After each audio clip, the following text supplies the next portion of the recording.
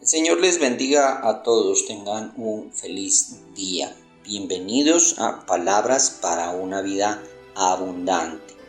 En la carta que escribe Santiago, en el capítulo 1 a partir del versículo 2, dice: Hermanos míos, considérense muy dichosos cuando tengan que enfrentarse con diversas pruebas, pues ya saben que la prueba de su fe produce constancia, y la constancia debe llevar a feliz término la obra, para que sean perfectos e íntegros sin que les falte nada.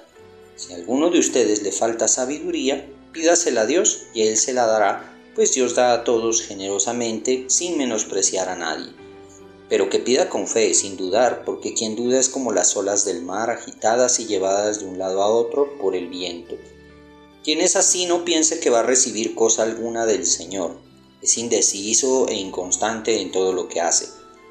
El hermano de condición humilde debe sentirse orgulloso de su alta dignidad, y el rico de su humilde condición.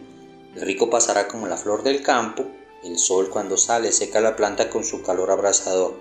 A ésta se le cae la flor y pierde su belleza. Así se marchitará también el rico en todas sus empresas. Dichoso el que resiste la tentación, porque al salir aprobado recibirá la corona de la vida que Dios ha prometido a quienes lo aman. Que nadie al ser tentado diga: es Dios quien me tienta, porque Dios no puede ser tentado por el mal, ni tampoco tienta a nadie.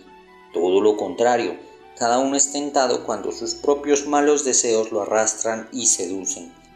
Luego, cuando el deseo ha concebido, engendra el pecado, y el pecado, una vez que ha sido consumado, da a luz la muerte. Mis queridos hermanos, no se engañen. Toda buena dádiva y todo don perfecto desciende de lo alto, donde está el Padre que creó las lumbreras celestes y que no cambia como los astros ni se mueve como las sombras. Por su propia voluntad nos hizo nacer mediante la palabra de verdad, para que fuéramos como los primeros y mejores frutos de su creación.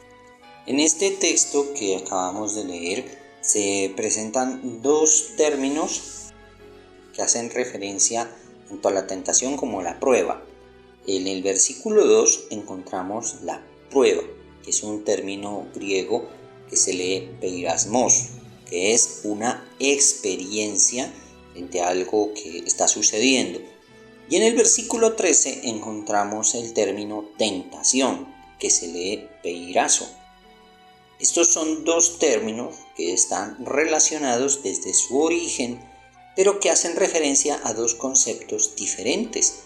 Mientras que prueba es una experiencia positiva o negativa que lleva al fortalecimiento de un ser humano, la otra se refiere a una condición en la que una persona se ve inclinada hacia el mal.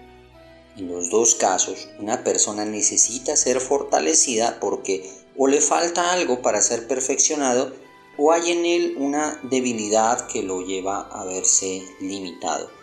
Y es que la condición humana, por ser de carne, tiene sus debilidades.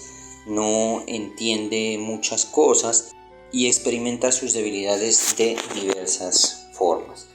Vamos a empezar entonces a dar claridad a este respecto.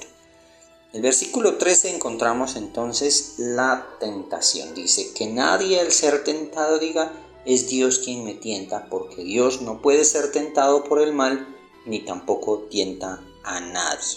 Y este término entonces hace referencia a una debilidad frente al mal. Vamos a ver algunos ejemplos bíblicos de personas que se han visto abocadas hacia el mal. La primera referencia que vamos a hacer es referente al rey David. Dice el capítulo 11 del segundo libro de Samuel: sucedió un día, al caer la tarde, que se levantó David de su lecho, se paseaba sobre el terrado de la casa real, y vio desde el terrado a una mujer que se estaba bañando, la cual era muy hermosa. Envió David a preguntar por aquella mujer y le dijeron: aquella es Betsabé, hija de Eliam, mujer de Urías Eteo. Y envió David mensajeros y la tomó y vino a él, y él durmió con ella. Luego ella se purificó de su inmundicia y se volvió a casa.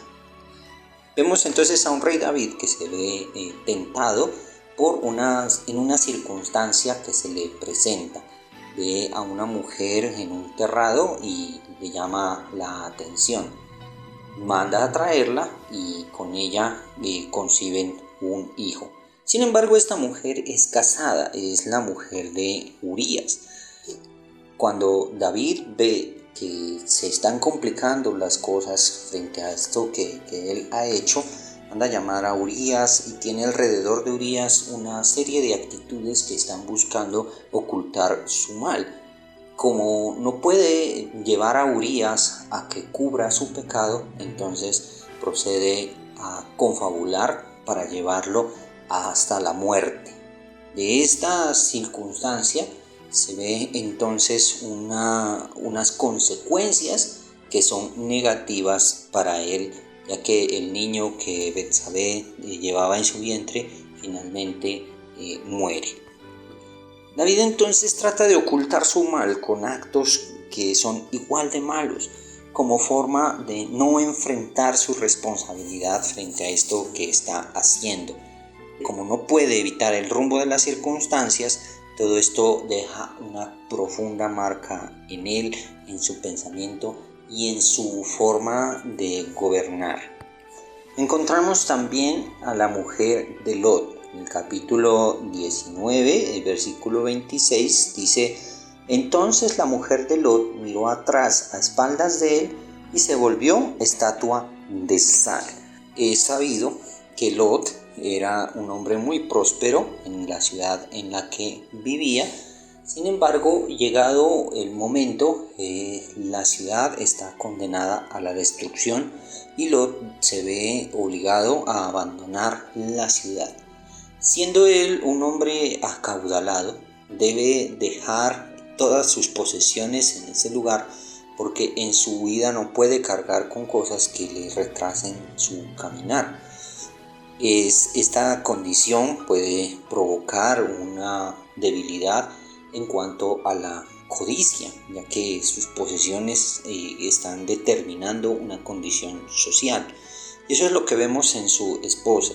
La esposa de él no puede soportar el hecho de perder sus posesiones, y aunque le había sido dicho que no volteara a ver, ella se ve tentada a volver su mirada sobre aquello que está dejando, y su final pues es trágico porque ella se convierte en una estatua de sal, convirtiéndose en algo inútil y un lastre.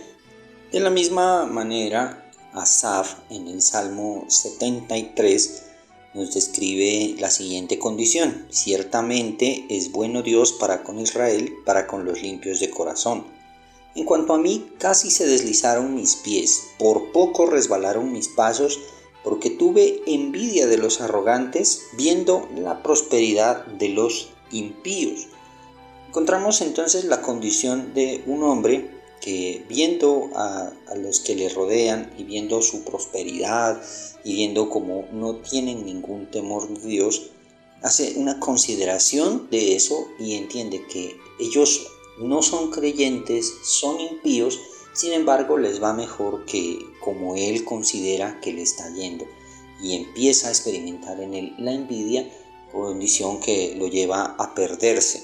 No solamente considera que su fe no le trae mayores beneficios y que se ve al límite de su firmeza, sino que además está empezando a perder su cordura frente a todo esto que está viendo y que le confunde. Bueno, el texto nos hace referencia a que finalmente él recupera su cordura cuando, entrando en el templo de Dios, él logra descubrir el fin de aquellas personas. El texto de Santiago nos aclara así: nadie diga que es tentado por Dios, porque Dios no puede ser tentado por el mal, ni tampoco tienta a nadie. Todo lo contrario, es tentado cuando sus propios malos deseos lo arrastran y seducen. Término que en la Biblia Reina Valera significa concupiscencia, y es una inclinación negativa, una debilidad frente a algo que le puede hacer tropezar. Cada quien tiene sus debilidades e inclinaciones, y es comprensible que lo que es tentación para unos no es tentación para otros. Una persona puede sentirse fuerte frente a ciertos estímulos, pero otros pueden poner en manifiesto su debilidad. Estas condiciones de tentación dependen de la crianza y de la cultura, que determina qué es aceptable y qué no lo es. Si bien hay una concepción universal sobre lo correcto y lo incorrecto, hay culturas con diferentes percepciones respecto del mal. Por ejemplo, para los griegos y romanos, las conductas sexuales eran algo normalizado entre la población. Cosas que para nosotros resultan escandalosas, para ellos eran perfectamente normales. Y lo mismo sucede con los pueblos indígenas frente al consumo de sustancias que les permiten entrar en un trance místico y a través de ello descubrir caminos que les ayudan a resolver sus situaciones. Aunque nosotros entendemos por nuestra cultura que esto es incorrecto, para ellos no es así. Respecto a esto, podemos encontrar otros 3 ejemplos bíblicos. Está la tentación de Adán y de Eva, como un llamado a codiciar la sabiduría. Dice el texto en el capítulo 3 de Génesis, versículo 6, la mujer vio que el fruto del árbol era bueno para comer y que tenía buen aspecto y era deseable para adquirir sabiduría. Así que tomó de su fruto y comió. Luego le dio a su esposo y él también comió. Referente a esto también Juan nos habla, pudiéramos decir que en unos términos más cercanos a nuestra reflexión, en el capítulo 2 de la primera carta de Juan, en el versículo 15 dice, no améis al mundo ni las cosas que están en el mundo. Si alguno ama al mundo, el amor del Padre no está en él, porque todo lo que hay en el mundo, y miren, los deseos de la carne, los deseos de los ojos y la vanagloria de la vida no provienen del Padre, sino del mundo. En Eva se ve manifiesto esto, que ella codicia condiciones que van a llevar a la vanagloria de su vida. Estos deseos de la carne, los de los ojos, fueron los que finalmente producen su perdición. Asimismo, el escritor del libro de Eclesiastés, a través de este escrito, va haciendo una reflexión sobre la vanidad que va produciéndose o que adquiere la vida cuando se da espacio a la búsqueda de conocerlo todo por fuera de un interés perfeccionador. Y es que esto también puede convertirse en una tentación porque en esa búsqueda una persona puede perderse del objetivo. Y si bien lo puede conocer muchas cosas, finalmente se verá perdido. Y también en este punto conviene tener en consideración a Jesús, que en el Evangelio de Mateo, según el evangelista, fue llevado por el Espíritu al desierto para ser tentado por el diablo. Y después de haber ayunado 40 días y 40 noches, tuvo hambre. En este texto, que lo invito a leerlo y reflexionarlo en el espacio de su lectura devocional diaria, podemos encontrar a un Jesús que, sin ser ajeno a su condición humana, ve las posibilidades de alcanzar una posición social y política ventajosa frente a la situación de su pueblo. Como podemos ver, una persona, por las condiciones de su carne, puede verse inclinada hacia el mal, hacia tomar decisiones y acciones que lo alejen de los propósitos perfeccionadores que Dios tiene con todos los seres humanos. Son condiciones de nuestra carne, surgen de nuestros instintos, surgen de nuestras pasiones y pueden llevar a hacernos tropezar. Por eso la recomendación de Santiago frente a esto, pedir sabiduría de lo alto. Y también conviene tener en cuenta entonces la palabra prueba, peirasmos, que puede tener diversas interpretaciones, ya sean positivas o negativas. La prueba es una experiencia que tiene diversas interpretaciones. Encontramos también algunos personajes bíblicos. El primero al que podemos hacer referencia es Habacuc. Habacuc, un profeta de la época en la que el pueblo es llevado cautivo a Babilonia, mira e interpreta la invasión de Babilonia como un castigo divino, como un abandono de parte de Dios. En el texto de Habacuc dice el capítulo 1: ¿Hasta cuándo, oh Jehová, clamaré y no oirás? Y daré voces a ti a causa de la violencia y no salvarás. ¿Por qué me haces ver iniquidad y haces que vea molestia? Destrucción y violencia están delante de mí, y pleito y contienda se levantan, por lo cual la ley es debilitada y el juicio no sale según la verdad. Por cuanto el impío asedia al justo, por eso sale torcida la justicia. Habacuc se encuentra enojado y se encuentra en una contradicción porque piensa que Dios debe evitar que esto suceda a ellos porque son su pueblo. Ahora, si nosotros avanzamos en el texto, vamos a encontrar cómo Habacuc entiende que Dios usa recursos impensables para llevar a cabo su propósito amoroso. Entiende finalmente Habacuc, entiende la fidelidad de Dios y se fortalece en su fe. Y el profeta Isaías, en el capítulo 45, a partir del versículo 1, así dice Jehová a su ungido, a Ciro, al cual tomé yo por su mano derecha para sujetar naciones delante de él y desatar lomos de reyes, para abrir delante de él puertas y las puertas no se cerrarán. Isaías en la revelación entiende que Ciro, el rey de Persia, se convierte en un salvador. ¿En qué condición tan contradictoria? Para el pueblo judío al tomarse a Babilonia en el año 539 a.C.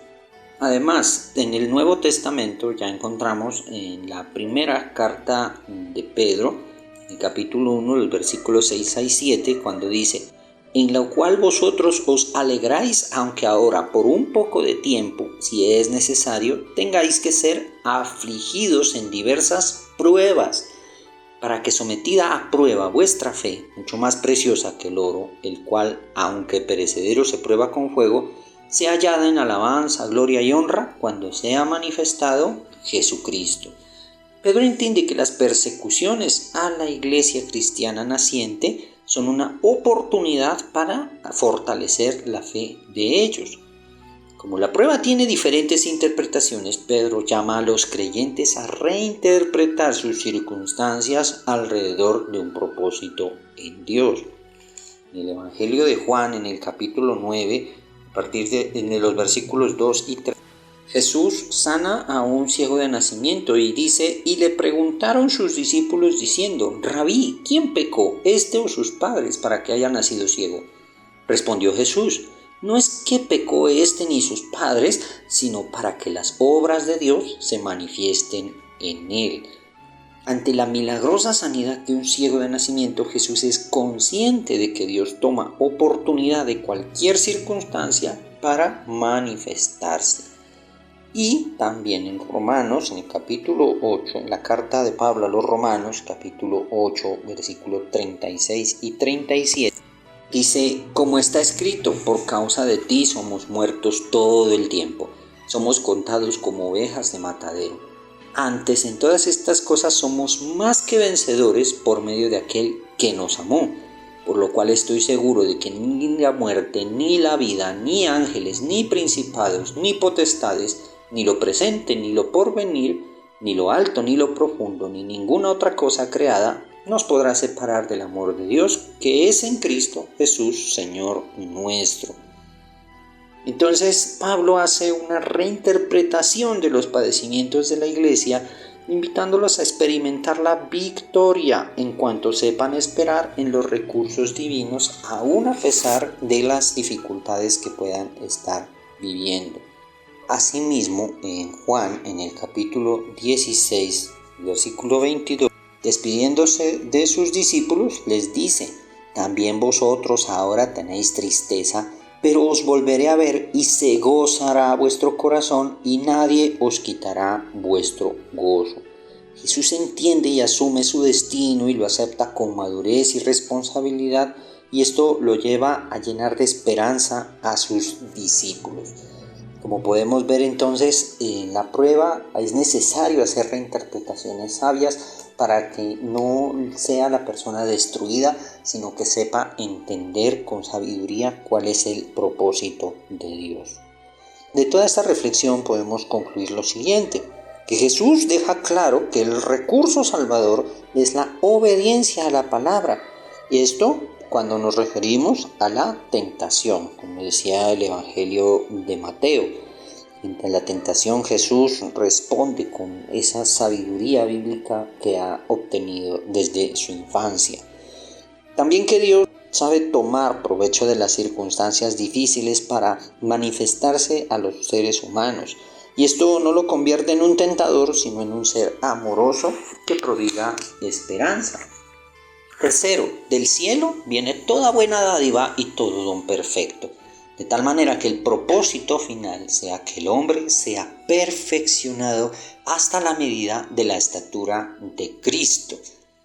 Y por último, entonces entendemos que Dios quiere levantar a los seres humanos en su fortalecimiento, ya sea frente a sus debilidades o frente a las circunstancias que vive.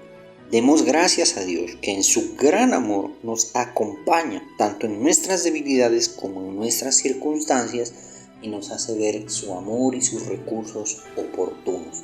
Te invito a que hagamos esta oración en la cual usted pueda exponer ya sea su debilidad o ya sea su circunstancia contradictoria y permita que Dios le ilumine para que usted sepa tomar las decisiones correctas. Amado Dios y Padre poderoso, damos gracias a ti, Señor, por las claridades que nos das a través de la palabra. Gracias por invitarnos a entender, bendito Señor, que nuestra carne es débil, que en nosotros pueden habitar concupiscencias, bendito Señor, o que somos torpes para interpretar las diversas circunstancias por las que vamos atravesando día tras día. Pero, Señor, una cosa tenemos segura y es que tú no cambias de parecer, Señor. Eres estable siempre y tus promesas permanecen por la eternidad.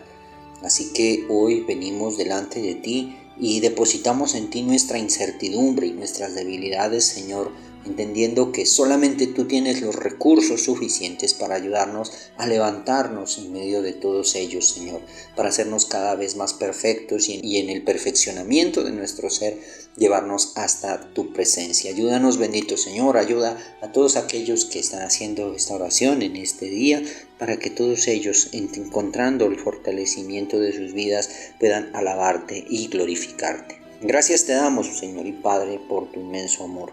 Amén. Amén.